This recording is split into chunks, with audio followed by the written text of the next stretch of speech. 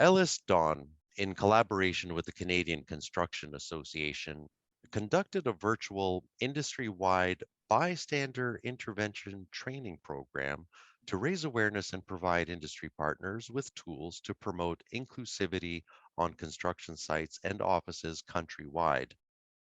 Now, joining me to share some of the insights from this program is Jennifer Kahn, Head of Inclusive Diversity with EllisDon. Thanks for joining me, Jennifer. Thanks so much for having me, Anthony. Happy to be here. Now, Jennifer, what piqued my curiosity is this bystander intervention. What is it and why is it important? Yeah, absolutely. So, the last couple of years has really drawn attention to the world at large and how we treat people and how we see people. And there's a lot of folks who are really trying to do better and become allies and be anti-racist. And although people are on different parts of that journey, one of the most common things that I've heard is, but what do I do, Jen? What do I do when something happens? And so bystander intervention training is essentially the answer to that. When you witness discrimination or harassment, as a bystander, somebody who's looking in on the situation, what are some of the things that you can do to intervene safely that will send a message to say that behavior is not tolerated here? And to the victim, I see you and I support you. And so the reason why I think this training specifically was really important is because it brought together industry partners at large. Within the industry, many folks are working within their organization to improve diversity and inclusion within their company. But as an industry, we have to work together to really make change. And so bringing in the Canadian Construction Association, the Construction Association in British Columbia, the Afro Canadian Contractors Association, and some subtrades to say, what's your perspective? What's your take on it? And I think at the end of this, what we want is for people to know that if you witness discrimination, there's something that you can do. And if you're the victim of it, there are people who know how and will support you. And that's why I think it's important. Now, part of that training, it involved a special group. Maybe you can talk about them a little bit, but they talked about 5D practices. Yeah, absolutely. So Hollaback Training was a provider who offered the training for the industry that we ran, the session that we ran. But what made this specific session special for us is that with the partners that we worked with Hollaback Training to customize and tailor the 5Ds and the session to construction specifically. And so the 5Ds of bystander intervention are essentially 5 ways that you can safely intervene when you witness harassment. And the nice thing is that it gives people choice. And very often people think that the only way that you can do something is to say something. And although taking the direct approach of actually confronting the person is one way that most people or some people like to use, it's not the only way.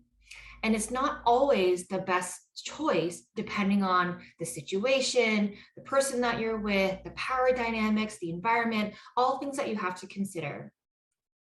So the 5Ds of bystander intervention stand for distract, delegate, document, delay, and direct.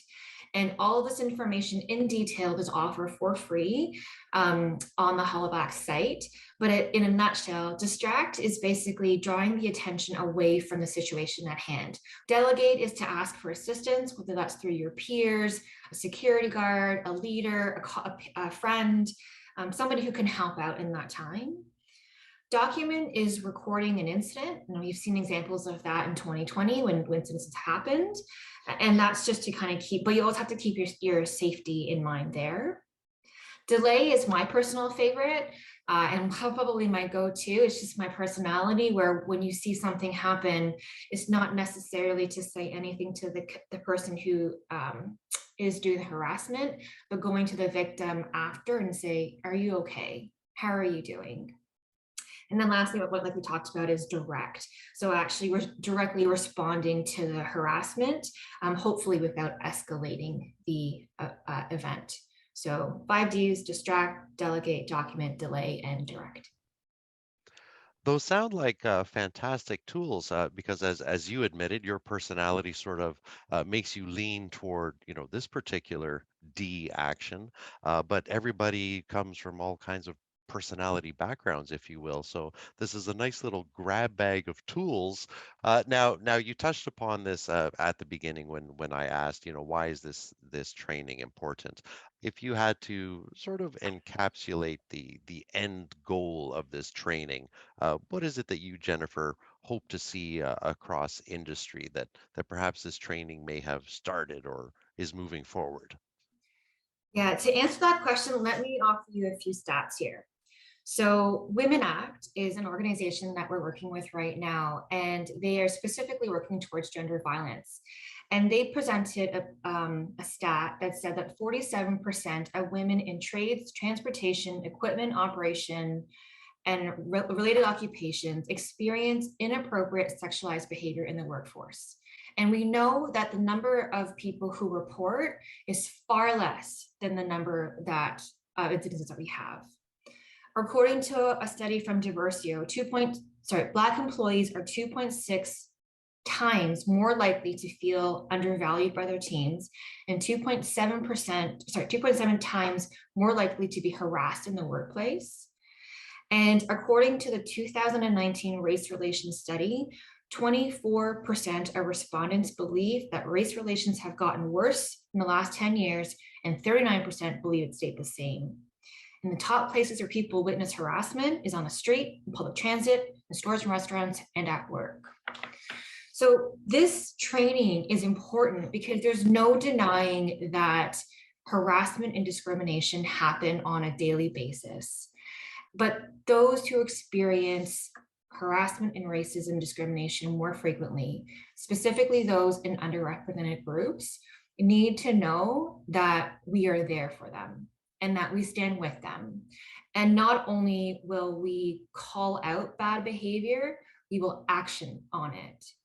And it's not just the overt ones, it's not just the ones that you see on the news. It's the small things too. It's the glances, it's the clutching of your bag, it's the getting off of the elevator. All of those things send a signal to somebody to say, I belong here or I'm safe here. And ultimately, we all deserve that.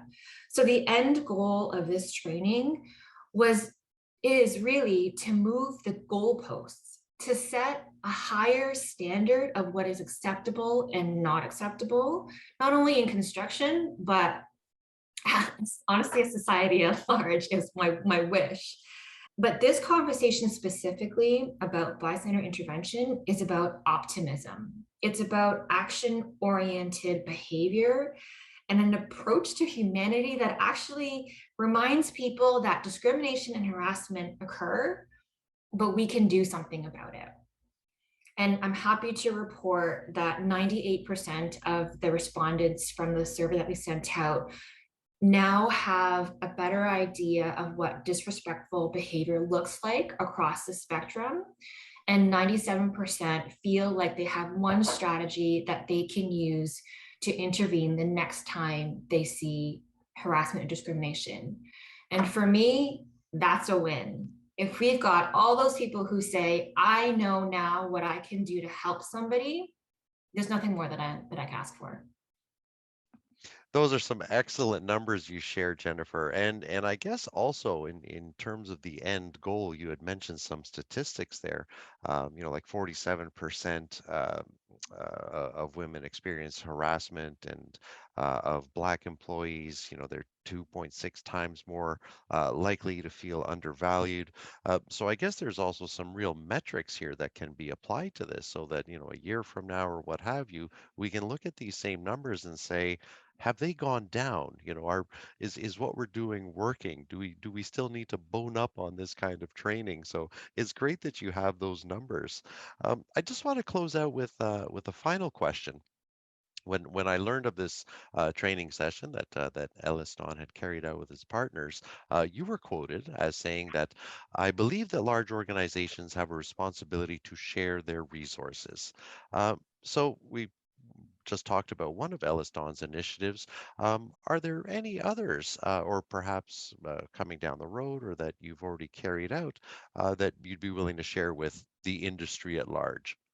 Yeah, absolutely. We absolutely believe that if this industry is going to change, we have to work together with it, on it. And it's the same thing as when safety culture was really starting up. And we realized that, like, if we want to do this, we've got to do it together.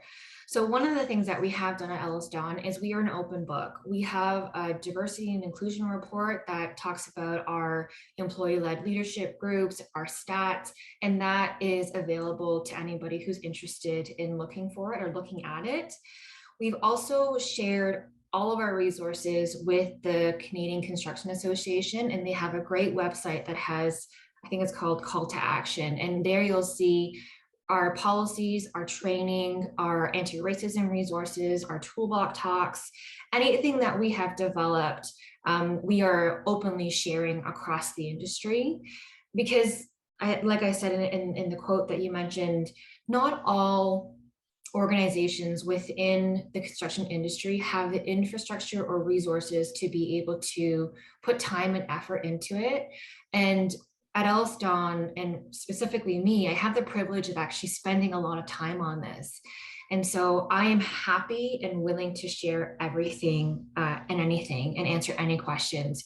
In addition to, we're also on a couple of roundtables where we are sharing our resources every month with members of this roundtable, whether it's through ResCon or through the HR teams at other GCs and industries. But like I said, we're an open book because it's the only way that we're going to make change. Well, and Jennifer, I appreciate you coming on with me today. You were very much an open book and answering all my questions and things that piqued my curiosity. You addressed them, and ideally, my hope is that people will have a look at this and want to learn more. Perhaps investigate those 5 Ds, and when they see possible training sessions, information sessions come up through EllisDon, through Canadian Construction Association, or other industry partners, they'll sign up and help push those goalposts further. Amazing. Thank you so much for your time, Anthony. Thanks again, Jennifer.